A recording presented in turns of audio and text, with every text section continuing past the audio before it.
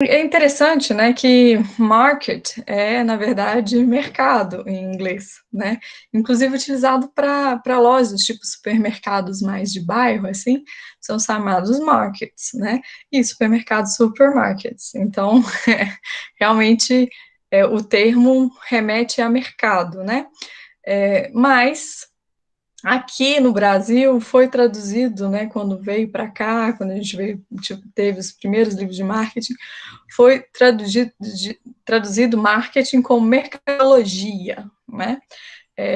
Então a gente vê isso até em algumas faculdades, né, marketing como mercadologia, né, que é o estudo do mercado. Mas essa ideia aí do ING como um verbo que é de movimento, um verbo de ação, faz com que a gente entenda um pouco que a noção básica do marketing é não ficar só preso na sua própria empresa, na sua própria seu próprio ambiente interno e considerar também fatores externos, né, que vão impactar diretamente no seu negócio, tá? É claro que a gente já viu que, em geral, a gente fala de marketing muito para o contexto empresarial, e aí falando principalmente de empresas privadas, né?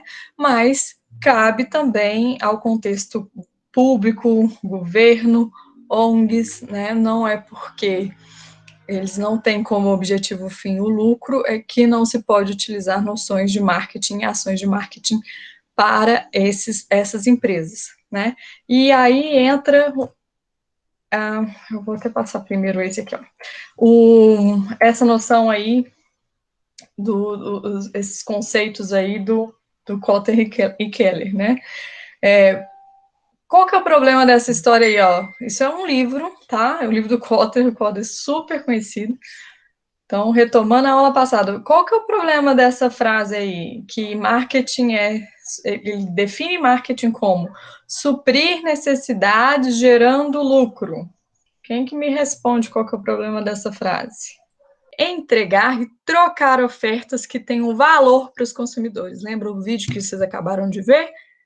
Valor é algo central, assim como a ideia de troca, né? São conceitos centrais para o marketing. Eu troco informação, troco conhecimento, troco algum tipo de processo, tá? E entrego valor, né? E é isso que é o que faz o diferencial aí no marketing, tá? E essas entregas podem ser para clientes, parceiros, sociedades, ou sociedade como um todo, que é o que a gente chamou ali, que eu falei para vocês mais cedo, de stakeholders, ok? Então, só para a gente deixar aqui mais ou menos claro essa ideia de por que vamos além do lucro, né? E isso aqui, então, precisa ser visto com um olhar, ou seja, né, não aceitam tudo também não, gente, está no livro, né? Um livro num cara que é super renomado, né? Mas a gente tem que ter um olhar um pouco, opa, peraí, né? Não é bem assim, né? A gente tem que ter um olhar crítico, viu? Vocês também, ok? E aí, só para deixar claro, isso também é muito importante a gente alinhar aqui. Deixa eu colocar aqui para ficar mais fácil para vocês verem. Importante a gente alinhar a seguinte questão. Na economia, a ideia de mercado é um gráfico, né, praticamente. É oferta e demanda. E aí tem a ideia do preço também, né? Ou seja, o conceito até tem um pouco da economia, mas a ideia de marketing, de mercado, aqui no marketing é um conjunto de consumidores com características ou necessidades similares, né? Que tem algum tipo de particularidade em relação a outros. Essa é a minha cachorra latindo, todo mundo acha que ela é super brava. Mas deu para entender? Então, no marketing, essa ideia de mercado tem a ver com um conjunto de pessoas com características similares. E aí você pode estender isso para questões geográficas micro ou macro, né? Então, por exemplo, eu posso pensar em marketing em relação à minha cidade, ao meu bairro, né? Mas também posso pensar em marketing em relação ao Brasil, o Brasil enquanto destino turístico, ou até mesmo enquanto as características dos brasileiros, né? Muita gente não pensa nisso, mas quando você viaja, principalmente para fora, né? Ou até mesmo para uma outra cidade, um outro estado, você está representando aquele país, aquele estado, né? Então, de certa forma, as suas ações vão implicar que às vezes você é o primeiro brasileiro que alguém conheceu, né?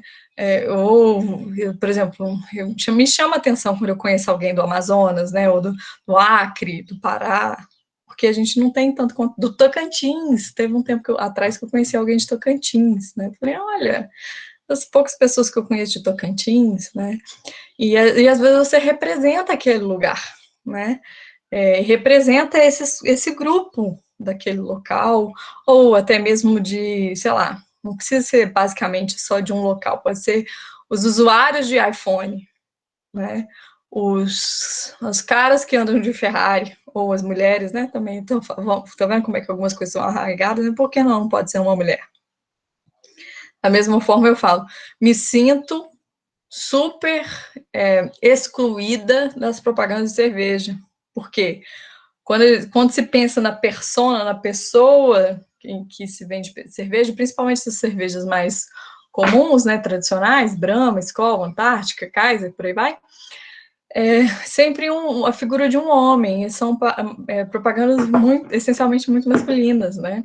E eu falo, poxa, eu também tomo cerveja, por que eu não estou representada ali, né?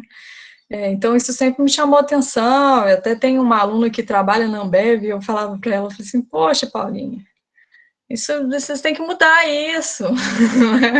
Por que as propagandas sempre são em o universo masculino?